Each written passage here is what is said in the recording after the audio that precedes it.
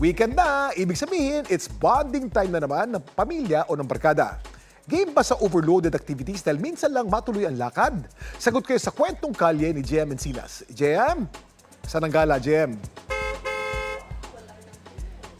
Kuya Kim, para sa ilan nating mga kapuso, summertime is team building time. Panahon para mag-recharge at gumawa ng bagong memories. Gaya na lang ng water park na binisita namin dito sa Cabuyao, Laguna. Bukod sa kanilang napakalaking wave pool, ang pinupunta natin ng ating mga kapuso dito ay yung ma-challenge yung kanilang mga teamwork. Hindi lang swimming ang pwedeng gawin tuwing tag-init. Panahon din ito para makasama ang mga kaibigan at pamilya.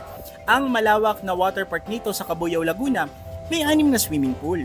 Kabilang dito ang floating gazebo, lazy river, giant slide at giant wave pool na may foam bubbles. Ang masaya po, tsaka parang bumabalik ka sa pagkabata. Dahil doon sa wave pool, tsaka yung mga bubbles. May mga kumpanya at grupo na sinasamantala na rin yung kanilang outing para mag-team building. Bukod sa dagdag activity, panahon daw ito para kanilang patibayin yung kanilang mga samahan. Mayroon din itong malawak na activity area para sa team building activities, gaya ng mga obstacle course, kung saan masusubukan ang koordinasyon at kooperasyon ng bawat isa. Hala sige, gapang! Takbo pa more!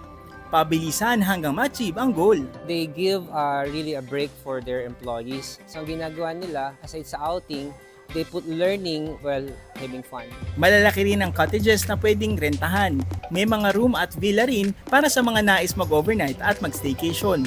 399 pesos ang entrance fee para sa mga nais mag-day tour outing at meron din silang sulit packages para sa mga nais mag-team building. Sa lawak nito, kaya raw ritong sabay-sabay na mag-enjoy ang nasa 3,000 katao. Kuya Kim, mas may enjoy nga daw yung kanilang wave pool kung may foam bubbles kagaya na nakita natin ngayon. Yan muna ang latest mula dito sa Cabuyao, Laguna. Ako si JM Encinas at yan ang kwentong kalyeng dapat alam mo. Happy weekend, Kuya Kim!